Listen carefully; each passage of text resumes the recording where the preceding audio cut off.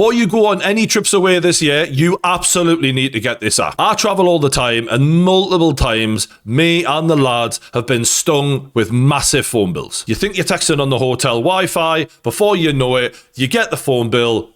What was I doing? And it's not just that. Just getting signal when you're away is an absolute nightmare. And this is why I use Saily for just the price of a coffee. Saily will keep you connected wherever you are, so you don't have to hop from hotel Wi-Fi to restaurant Wi-Fi. You're literally going to have the best connection no matter where you are. And it's cheap, so you're not going to get that big phone bill. Honestly, it's a no-brainer. All you have to do is click the link in the description below, install your eSIM, and when you land, boom, you're in business. And every time I've used it, I've had a better connection in the hotel Wi-Fi. I can watch live streams. I can download movies. It's brilliant. When I went to Vegas, this was an absolute lifesaver. And the best bit is there's a 15% discount when you use my link in the description below. Even if you're not traveling till later in the year, I know you might forget. So do it now because this will come in handy. Just go to saily.com/kickoff and you can get 15% off. Do it now. Don't wait until you land and then you regret not doing it in advance because this is a game changer. Welcome back to the kickoff. Manchester United have stuck one right on the chin of Arsenal in their title challenge as Man United go into the Champions League spots. Arsenal, they've dropped points at crucial moments while Man City have been losing, while Aston Villa have been losing this week, and they both won, and that lead has been cut down. Jacob, tell me, bro, how are you feeling after that one? Mate, that is, if you're doing dry January and you have to sit there and watch that shit, I've never wanted to drink more. Jesus Christ. I mean, like there's booze at full time at the Emirates for a team that's top of the Champions League, top of the Premier League. But I think what it is this felt like it was coming for a while. I think the fans are nervous. We felt nervous in the ground, but the fucking players are nervous, man. And I've never liked this whole bottling thing. I've always gone, no, it's because we did this, it's because of injuries, blah, blah, blah. Fuck that. Those players' arseholes have fallen out. Oh. Their arses have fallen out. Zubimendi gifting United a goal. Go away, KG, with your bottle. But it's true. It's true. Yeah. We're losing our heads between the fans, the players. Mate, that attack, honestly, we've got a mid-table attack and we're trying to win the Premier League. Like, it's getting to a point where we need to fix something, but I don't know how we fix it. We've got the biggest squad in the league. We've got so many attackers that we're sending Boy Wonder out on loan to France. We don't know what to do. And you can see it. You mean, he's Unai Emery goes to France, scores a goal that was none of our players. Madueke hasn't scored a goal in a year. That is genuinely true. And to your point, the XG, Arsenal only created 0.39 from XG from open play against Man United. We talked about this last week about how when Arsenal don't score from a set piece in a game, it's looking boring. It's bleak. There's a lack of creativity there, and we're seeing that. And contrast that with Manchester United, who have been struggling under Amorim. God Almighty! I mean, Amorim's been shown right up, and their players are pulling out big moments. And to be fair, they created a couple of good chances that they didn't score from that were easier than the goals that they did score from. KG, the likes of Dorgu, Cunha off the bench. How is it feeling right now to watch that level of football? Well, I'm glad to be here, because Jacob said KG didn't watch the game. Watch it this week. I'm looking at Jacob right now. He's looking at me, and I can see right now he's seething because what's he relying on? Set pieces. And I'm here right now, and there's only one man. Look at him looking down, bro. When he should be, it's lonely at the top. It's 4 points, 7 points. We gave you chance after chance. You didn't want to take it. We left the door open. We left the door ajar. This man had the cheek to send me a picture of me on the red carpet when I'm celebrating Ted Lasso. That's what this man did when I was in the box. And now look at him. Look at his face. That is a man that has been humbled and he deserves it, bro. And I'll say this. We got a better attack than Arsenal. When Arsenal went back to Gabriel Jesus. Do you know how embarrassing? They bought in Havertz after and they bought in Gyökeres and you went back to number one. Yeah. That lets me know everything I need to know about this team. It's void of ideas. They were talking about let it all work out for what's that guy's name? Eze? You're taking off your captain. We have real discussions. I hope we're going to talk the truth here because Jacob knows. That's all. I'm feeling good. I'm feeling great. When you say you've got Man United have got a better attack, mate. When you say Man United have got a better attack, that's actually true, though. Like it is. It's obvious when you look at the fact that Arsenal were chasing Sesko and he came on as a sub, like Cunha coming on as a sub. That's strength and depth. Like, we can talk about Man United's problems, but Arsenal don't look like the full package this season. And for the length of time this project's been going on, for the length of money, the amount of money that there's been spent, they really should be looking more of a complete package. And we were just saying before we came on the call, before you jumped on, Jacob, this is a culmination of a project here. And the excuses that have washed in previous seasons, which were fair, Arsenal were new to the party, they were still developing, there was a few holes that they needed to plug. He's had more than enough time, more than enough money to put that right. And really, Man City do not look like the Man City of old. Aston Villa are new to the party. They really shouldn't be troubling you to the level that they are right now. Liverpool are having a shocking season. This is as clear a path as Arsenal are going to get to a Premier League title. And I agree, in previous seasons, we've been harsh with the bottle job tag. Not this season. This is a full-on bottle job right now. And the more this carries on, and the more that City keep managing to claw wins back, the more Aston Villa look as good as they did at St. James's, it's got to be a serious concern that this is going to be.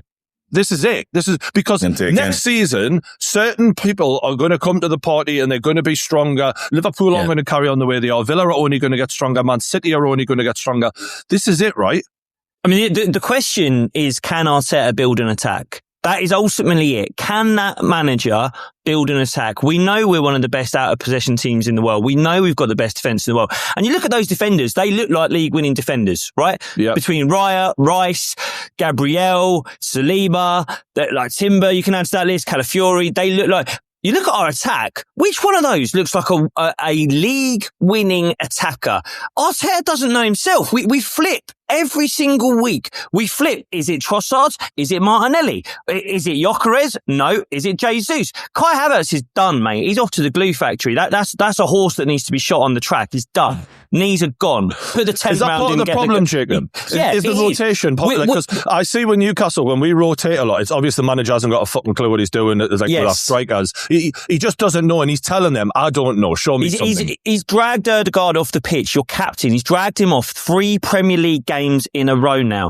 The Eze thing, it all works out because we fell in a situation when we had no other strikers, so we had to play Marino, we had to play Eze at 10, and it works for a bit. But if you look back over the last 2 or 3 years under Arteta, it's always that. It's never plan A. It's never that we start the season with an attack that we planned over the summer and it just works. It's we fall on something. 2 years ago, when we should have won the title, where we were 2 points off, we went on a run because we had to put Havertz at number 9 because Jesus wasn't fit. We didn't have anyone else. Eddie was shit. So we had to put Havertz up there. And then we go on a run. Jorginho was in midfield because Partey wasn't fit. And we fell on something. Kivior at left back. We fell on that. And we won 14 games on the trot. We were emptying stadiums, going away from home, 5-6 goals. But we fell on. It was never the plan. We start this season and he would have wanted Kai. Kai's not fit. He's not going to get fit. We're nearly in February now. He ain't coming back. And so what is the plan? He doesn't know. He doesn't know. He tried Eze at left wing against Aston Villa. He comes off at half time because he can't track Matty Cash. We haven't seen him since. I'll be honest with Eze. We stopped him going to Spurs. He looks like a Spurs player. Right now. He looks like, mate, honestly, it's James Maddison with dreadlocks. It is an inconsistent player. It's an inconsistent player who in little moments can give you a match of the day highlight reel goal. But in terms of 90 minutes, he can't influence the game. And we don't know where to put him. Is he a 10? No. Is he a left winger? Can I help you out? Because you're doing something that I recognize. And I made this mistake. And I want to read something important to you because I had a terrorist at my football club and I had no idea. And he made me feel that Kobbie Mainoo didn't have what it takes to play for Man United. But I just want to look at this and you've got to say, who we blaming? In open play, Bukayo Saka, 0 goals in 13 competitions. 0 goals in 13 all comps.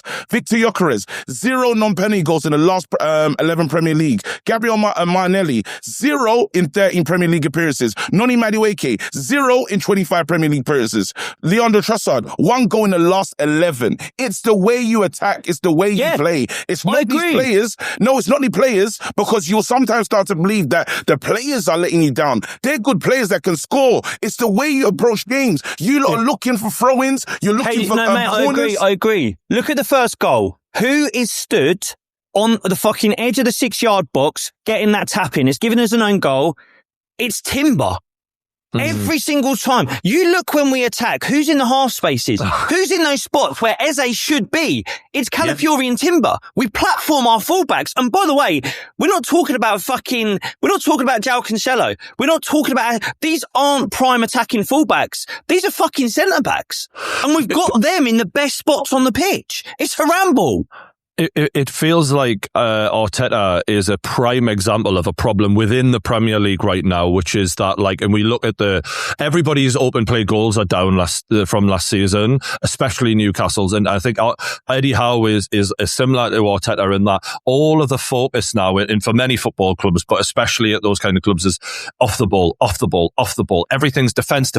Yeah. What shape is, and like, it's so funny because I remember hearing this about Michael Carrick going into Manchester United, and the players, I can't remember, it might have been Martinez, someone said, yeah, we've actually been playing with the football, we've just been on the ball. And I was like, when you hear that, you're like, what else would you be doing? But I think there's so much focus now about off the ball, and part of this is how much Pep has changed football, that when you look at, the football that we grew up with, the attacking footballers that we worship and would just pay a match ticket just to watch, it stifled so much creativity, the lack of creativity throughout the Premier League, but in particular when the team in the league looks so shit to watch so regularly. I think that there's a real issue here in the Premier League, and no one personifies that more than Arteta right now. Is because you got to ask yourself, is Bukayo Saka better than Dorgu? A lot of people say yes. A lot of people say yes. He is like, we should just. But where's the patterns of say, play, KG? I think so much of the likes of Eddie Howe and Arteta, they rely on structure, shape, and then going forward, individual brilliance. Just do what you do. Like, they don't actually seem to be, when you watch Arsenal, it's not like there's rhythms and patterns that they go through, like when I watched Arsene Wenger's teams or Alex Ferguson's teams. There's none of that. And there's none of that in Newcastle. There's none of that in a lot of clubs now. There's a lot of frauds. In terms of, they take the credit for when the goals go in. But what are you doing? Because if it's always individual brilliance, then that's not repeatable, is it? You look at time, because they were scoring. There was a time when Arsenal were brilliant. I don't know if it's post-COVID when they were scoring a lot of goals and they were free-flowing. And I would say there was a team that deserved to win the league. Has that been coached out of them, though? That's what I'm saying. It's gone.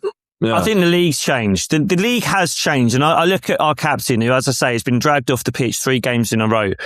Like, which player, like Martin Odegaard, is having a great season? Like, Josh, is Cole Palmer having a great season? He's just injured, but I don't necessarily think that's a good example. But we're talking about Saka here. I'm looking at Jared Bowen's goal involvements this season for West Ham, a team that's basically could go down. And he's got more goal involvements than Saka. Jesus. Like, fuck the open play and the not open play stuff. Like, and I know what you're saying about the league has changed and there's more set piece coaches and we're investing more time and energy to it. But I will just say, we did it. Yeah, and that's the point. The point is, Arteta brought this philosophy in with his sort of kamikaze sort of set piece coach that comes in and basically, I think personally, ruins football so much so that I feel like the rules will be changed about how much you can push goalkeepers. You're basically trying to steal goals rather than creating them. Yeah. And this is the point, like, football is cyclical, isn't it? Like, I feel like we're going through that era now where we're returning to the Sam Allardyce days. Jesus. And there'll be a new revolution that comes where football will have to be played again. And I'm looking forward to that era because I go to matches now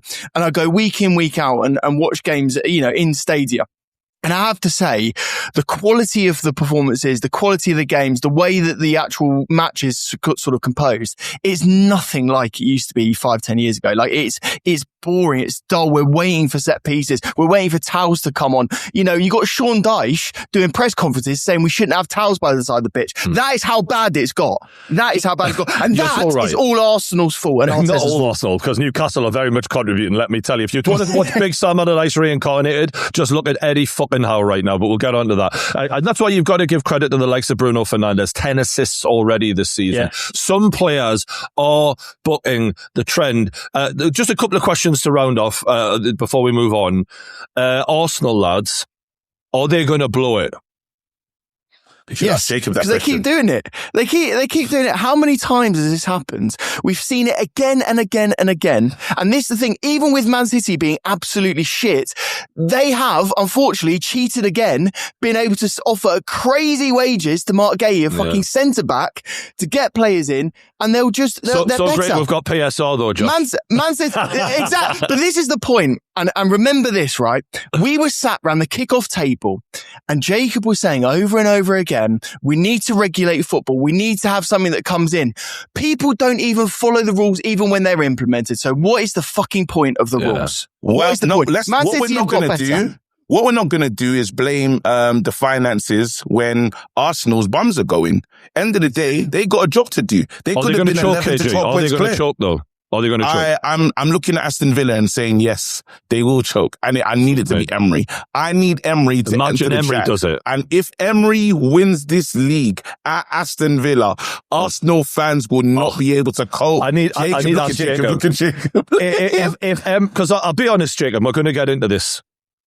Emery just came to St. James's Park and did an absolute job on Eddie Howe. He absolutely butt-fucked him, right? So this is absolutely within the realms of possibility, because what Villa are doing that's really impressive is that Europa League schedule. They're not really showing signs that other people do where it's struggling to manage it. He's actually managing it amazingly well right now. So tell me, if Emery is the one, would that make it even worse for you, or does it not matter? Yeah, of course it makes it worse. And that's taking away the fact he's our ex-manager and should we have stuck with Emery? It's more the fact that you can say to yourself, well, you know what, City have spent £500 million in 12 months. You know, that's what that is. Whereas with Emery, with the squad they've put together, I look at the way he platforms players like Morgan Rogers and just gets more of a tune out of their attacking players. And that would sting. I still think we can and should do it, and I think there needs to be a little bit of tempering of the emotions here. We were always going to have a blip. This is 2 points from potential 9. Those games being Liverpool, Forest, and United. It's nowhere near good enough. There is time for us to react. I've said it from the start. It's going to come down to that game at the Etihad.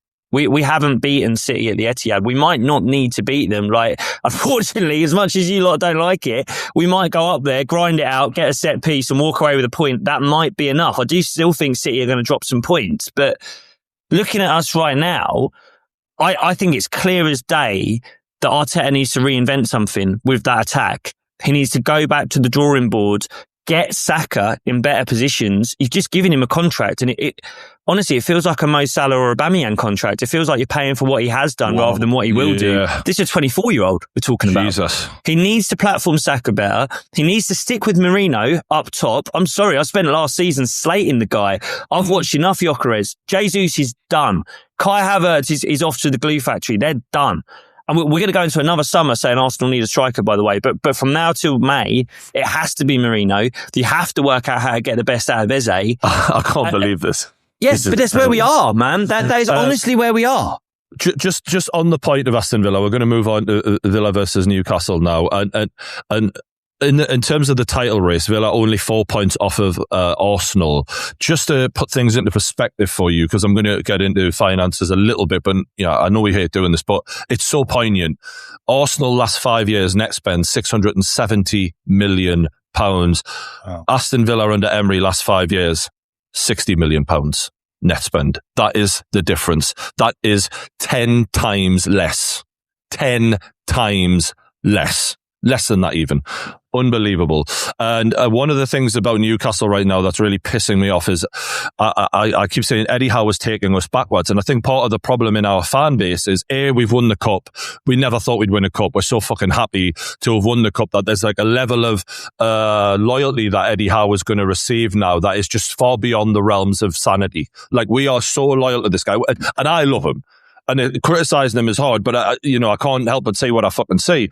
But Newcastle fans are so like, oh, you're not seeing the bigger picture, man. We've just won a cup. What are you complaining about? And it's like, you're not looking at the teams around us. Like, and Aston Villa have spent significantly less and are 13 points clear of us this season, man. This is a team that we finished on level points with last season. They've not been spending. We spent $250 million in the summer, right?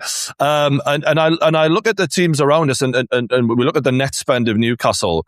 Now, if you look, it's 7th place down to 13th place. I'm just going to let you, for the last 5 years, what they've been spending. Fulham, 120 million. Brentford, 100 million. Sunderland, 120 million. Everton, 12 million. Brighton, 2 million. Bournemouth, 150 million. Aston Villa, 60 million, right? Now, Newcastle have spent 430 million in the same time. And the argument from Newcastle fans, when I put that to them, is, oh, well, we had a really shit squad to start off with. It's not Eddie's fault. You needed to spend money. Are you telling me that the teams around us, within touching distance of us, either above or below, Fulham, Brentford, Sunderland, Everton, Brighton, Bournemouth. Do you think they had great squads, like? Is that why they're some of Steve Bruce's? Weren't some of Steve Bruce's guys still there, though? There was the summer, Steve. Mate, we've spent 430 million. Doesn't matter who the fuck is still there. We've spent significantly more than everyone around us, and we've spent 10 times more almost than the team that are 13 points clear of us challenging for the title. We're not performing to the level that we should be performing to. It still skews it. It still skews it because how much did you buy our kid for, Elanga? You lot spending a lot of money on less, is what I'm saying. Yeah, but that's the point I'm making. He's spending money badly. That's exactly the point I'm making. It's not my fault if Eddie Howe spends a lot of money on shit players. That's his fault. So if I'm blaming Eddie Howe saying you're not spending the money properly, when you look at the competition around us, who are 3 points above or below and are clearly spending a lot less money than us and are performing to the same level as we are, what's the problem here? Yeah. And that's the problem, is when you watch Newcastle and we haven't got a fucking clue, mind you. Like the tactics against Aston Villa, you've got Anthony Gordon on the left, right? Because he refuses to play on the right. And he said it in a as nice as way as we can. We know Anthony Gordon said, I don't want to play on the right hand side, right? And I'm pretty sure he's understanding that Bukayo Saka plays on the right for England. This is my best chance of getting on the left. The problem is, Harvey Barnes has been outperforming him all fucking season, lads. So we're forcing Harvey Barnes to play on the right because he's a nice guy and he'll play wherever you tell him. But Harvey Barnes isn't half the player that he can be on the right as he is on the left. So we're pushing him out of position, even though he was player of the month, had an unbelievable, goal return this season. We've got Anthony Gordon, who can't cross a ball. Can't cross the ball to save his life. 1 out of every 20 is decent. He's lumping balls in to the target man. Do you know the target man is? 5 foot Wissa is the target man. Ball's going over his fucking head, right? Constantly, right? Harvey Barnes is not in the game because he's not a fucking right winger. We got Elanga sat on the fucking bench and we've got no penetration through the middle of the park. There's no one who can pass other than Bruno, who's currently injured. We've had all this money. There's no creativity there. We're playing big Sam Allardyce football, lads. I'm watching it week in, week out. I'm going fucking crazy. We've got Voltemora, who's now been benched. Eddie Howe's just given up on him. He's like, fuck it. He's your record signing. He showed so much promise at the start of the season, and there's this myth about Eddie Howe, about how he makes every player better. You can honestly not believe the way it's gone for Voltemora, because he doesn't fit the system. The system is target man football. Right? That is the system. You've got a tiny little striker in Wissa who can run in behind. You bought a footballing centre forward, a Dennis Bergkamp-Berbatov type, who isn't a target man, but he can't head the ball. But you need a number 10. You've got no number 10. The whole thing is so stupid. And guess what he does week in, week out? Same thing. Over and over and over again. We are the most predictable football side. And I can guarantee you, every single... Do you know what's mad, right? When you're chasing a game, you're 1-0 down, 2-0 down. Normally, as a manager, you go, fuck it, throw everything we've got at them. Extra attackers on, go for it. Do you know what we do? Take a leg for leg off. Wissa off, Voltemora on. So he can just be just as isolated as the guy who's just come off, because we're fucking wingers are miles away from the striker. There's no number 10. This whole thing is driving me insane. And it was just sort of like, I've been arguing with the Newcastle fans all season, and I don't want to be right. That's the annoying thing. I want these fucking morons to get it right. I want me to be wrong, right? I want everyone who's just like, oh, great, isn't it? It's fucking great, this. I want them to be right. But watching Aston Villa fucking own us on our own pitch. Even when we win games, lads, beating Burnley, Leeds, Bournemouth, it's such a struggle. Like, we don't look like the better side. They're just like, you know, a game of basketball. We happen to nick a goal more than them. It could have gone either way. We never ever looked like that was a really good game. And then, you know, in the Champions League, I'll end it on this. We beat PSV. They look like a championship side. They made us look so good. So it brainwashes people into thinking, oh, we're great. The goals we scored, anyone would have scored them. They gave us the ball. We're like, yeah, just knock it in. Do you know what I mean? So it's a very frustrating time. I do have to give credit to Aston Villa, though. That's the real point of this. Aston Villa was so well set up. And when we look at what Newcastle don't do well, we don't have anyone in the number 10 space between the lines supporting the striker. You gave Morgan Rogers the freedom of the abundance of them. They've got 3 of the fuckers. You gave Morgan Rogers a lot of space. We give him the freedom of Newcastle. Yeah, literally. And I just want to talk to the Arsenal fans as well, like watching, you know, you have to have a look at Aston Villa. They probably get knocked out, or they won't take their competition as serious purely because it's about the Premier League. You saw how fuming the manager was. You saw how Emery was acting. Didn't want to shake hands. He wants to win the league. He's trying. Yeah. He's just not putting the pressure on. He's a man possessed, Emery. He's a man. You can tell. Everything's saying. This is personal. It's incredibly personal. The good evenings, all of that stuff, he isn't happy about it. So now his mindset is, can I claw it back? Can I take points off? And that's why they're so fuming. What's the last game that they lost that they should never have lost, but they just bottled it last week? Yeah. Can I just say what I love about Emery? The standards. You see what I'm pissed off at Newcastle? We have shit performance after shit performance. Not only is Eddie Howe's tactics predictable, even his post-match interviews are predictable. He's going to find the positives and all of that. Emery will fucking win a game and it won't be up to the standard and he'll still say, no, we got to do better than that. Yeah. That's what I want to hear from a fucking manager. Yeah. I love it. I absolutely love it. And good on them. Look, they were shithouses. They were falling all over the place. It fucking annoyed us. But you've got to say fair fucks to you because you fucking done us.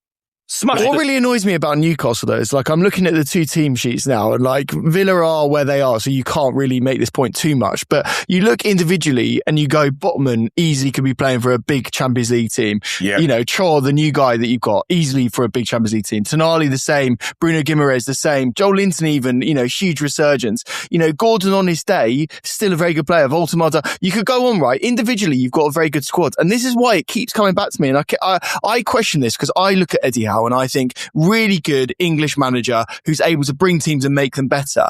But it is now getting to the point where you say the manager could be the problem and you might have to rip everything up, have a few seasons of hardship to then get to where you need to go. Because I honestly do feel like it seems like we're at the ceiling of Eddie Howe football. You know what? What's a great comparison is Emery, because they took over within a year of each other. Now, the difference being is Emery has gone up and up and up and up and up and up and up, and he's keep going because his ceiling as a manager, clearly as he's proven in Europe, is very, very high. But what Eddie is, and this is where it blinds people, Eddie's very good at a certain thing, which is taking a club from down here, putting them up there and in that 10th to 5th bracket and making and sorting them out and galvanizing them.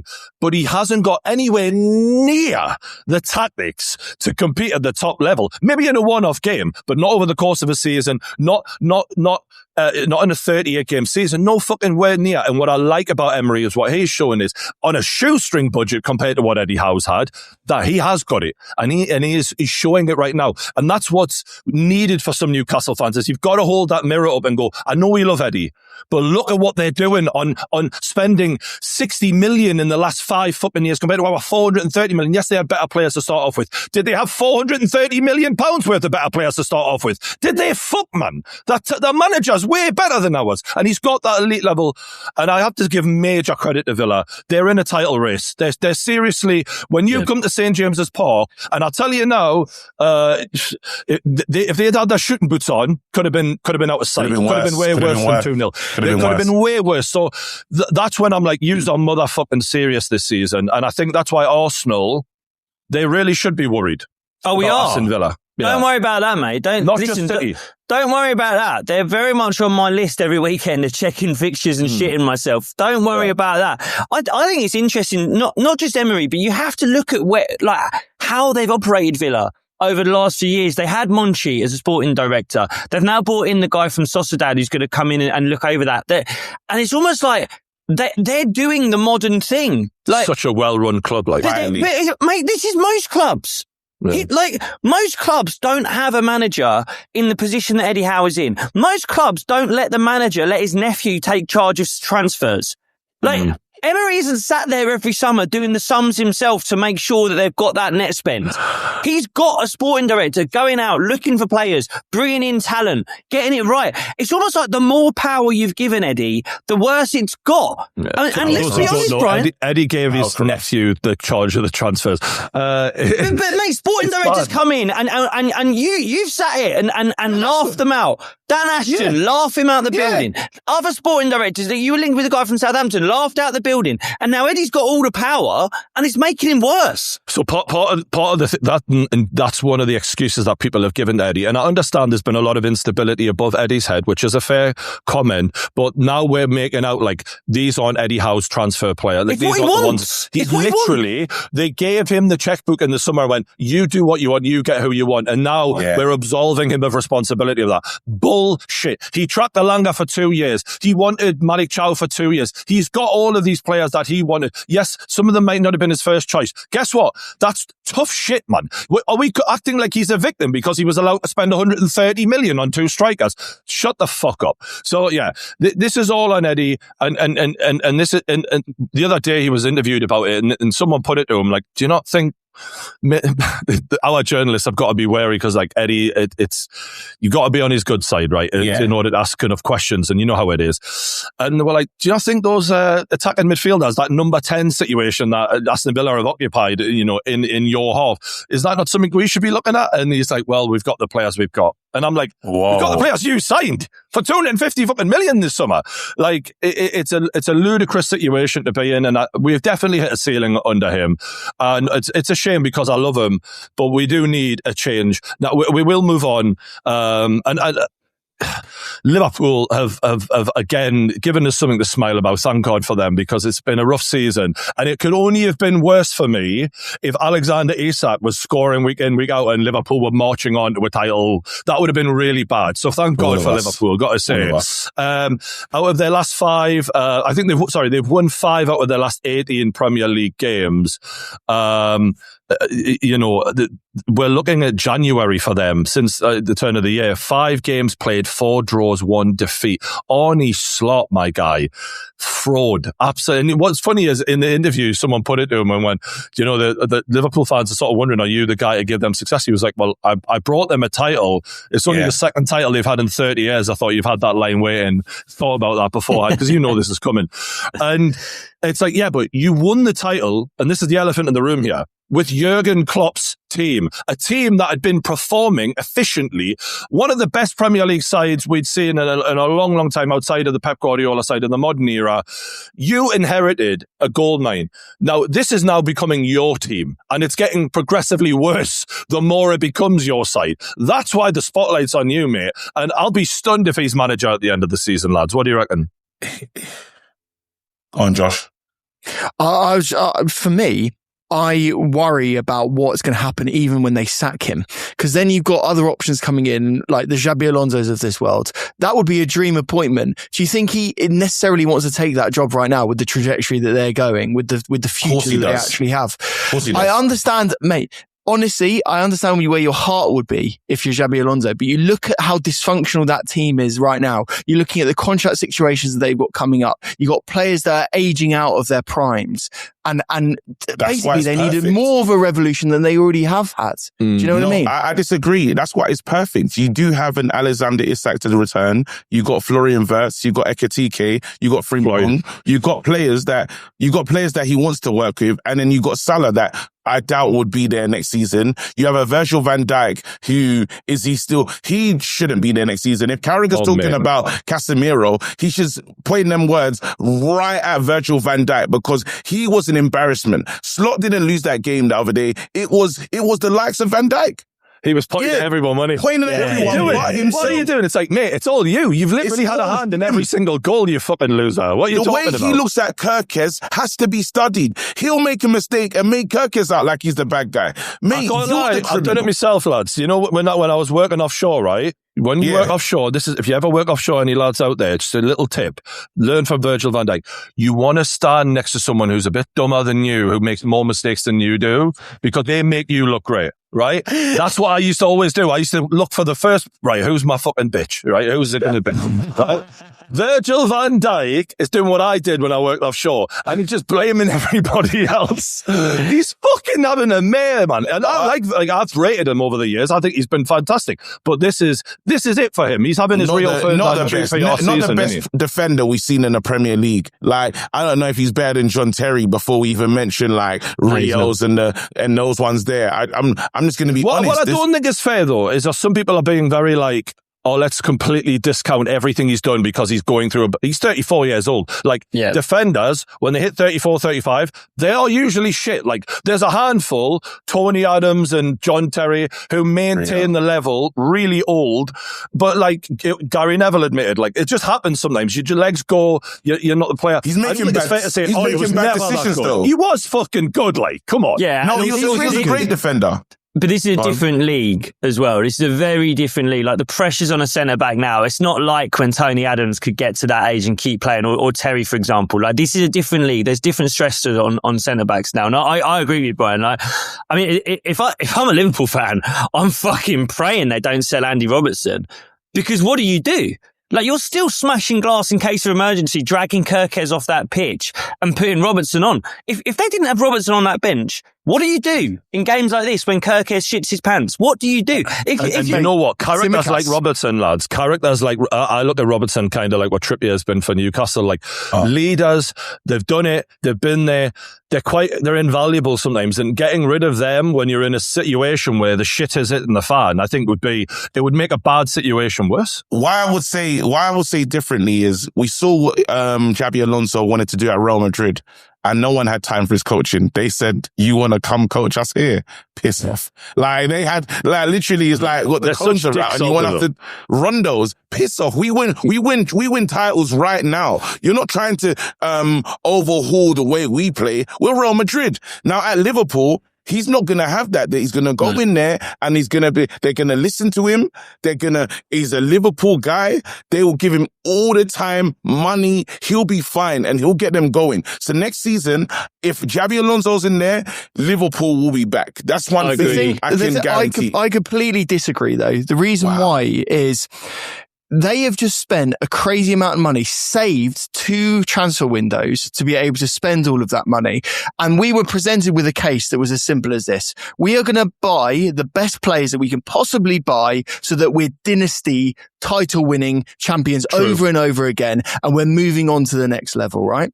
Now, what you've just listed there, KG, is you've listed all of the players that they still have. You have all of the signings that they've just made. What you're not counting on is all of the massive gaping holes that they still have. Alexander Isak can't get on the pitch week in, week out. So then it's all on Ekitike. They don't even fancy Ekitike, so much so that he wasn't even in the starting lineup the other day. I think he's struggling as well with fitness. So struggling with fitness, and then he's going to have to play week in, week out with the Alexander Isak context, right? Then you've got 2 centre-backs, which they're going to have to completely replace. Canate, Virgil van Dijk, they're going to have to replace him. So you're going from, Xabi Alonso looking after Galacticos at Real Madrid, even a dysfunctional Real Madrid, is far and away above what anything else in terms of the context of their league. They should be way and above everyone else. And now you've got to sort of rebuild that team in a way that they won't be able to spend. They're not going to be able to drop another 300 million again because they don't have the deadwood to be able to sell to fund it.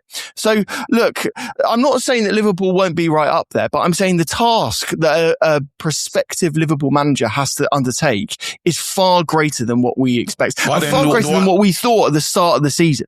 Oh, yeah. Where I give pushback is Liverpool always get good money for their players. So when they sell, they sell well. So they will go and get. Who the fuck are they going to sell, mate? How much is Endo worth? Do you know what I mean? Like, is he 5 million euros? It's not just Endo. Like, you can move Mo Salah. They're going to get 50 million at least from Saudi for Mo Salah, right? Easily. There's I don't know, Gakpo. 1 year left They'll on the get money deal, for right? Gakpo. Because when they originally had chance to sell Mo Salah, I think that the money would have been astronomical. Right now, the way he's playing, the age he's at, I think that's wishful thinking. It might happen. Hey, you know what I think might happen as well? Gakpo to Arsenal. Fuck me. Seems so right. It seems so right. On the left, it seems so right. For 45 million, it seems so right. Only Arsenal could do something so stupid. Thing is, yeah, I'm rubbing my face. He's been their best attacker this season. Yeah. He's been their best forward this season. Like, That's how it starts. There's still players you could sell in that squad. And I think really, I agree with what KG says, that like this is so different to going into Real Madrid, dealing with those players. If he comes in the summer for Liverpool, they're at ground zero. They've got to rip out the defence and start again. They'll have a little bit of money for that. They like the Gurhi miss is massive. Not getting in Gurhi, that is massive, man. I have to say the centre-back market, right, to replace someone like Virgil van Dijk, because trust me, I've got PTSD right now. I'm looking at the centre-back market and I am desperate. Like, I'm thinking, who is available? Like, is Sergio Ramos still playing? Because I will bring him in right now. Like, that's how desperate it's getting. Harry It's a Maguire on tough the free. The centre-back market is tough, It's brutal. especially to replace someone like Virgil van Dijk. And I couldn't help but think about that when that the third Bournemouth goal went in. And I have to give it up to Bournemouth, right? Because what a fucking effort they put in. And watching a manager who is so cowardly in Eddie Howe, he's such a coward of a man. I'm actually just. When I watch this, I'm like, I'm so sick of this shit football. I can't wait to just see a change, please. I just can't stand watching this shit anymore. And I watch a team like Bournemouth, who have spent such a fraction, and yet that manager in the dying minutes throwing attackers on. Fuck it, we're going for the win against Liverpool. You know, at that point, it could be easy to cower, to shut up shop, to take the 2-2, much like Newcastle did earlier this season a few times. He didn't fucking settle, and I've got to give credit. I actually celebrated. I don't know if that's quite the word for it, but I did laugh me head off when Bournemouth scored, and I thought, fair fucks to you, because that when you buy a ticket, you might win the lottery, and that's something that Eddie Howe's totally forgotten about, and they proved that. And yeah, Liverpool, they've made this season a bit easier. We'll wrap it up there, boys. It's been a good chat. If you haven't already, people, hit the like button, subscribe to the Kickoff. We'll catch you on the next one.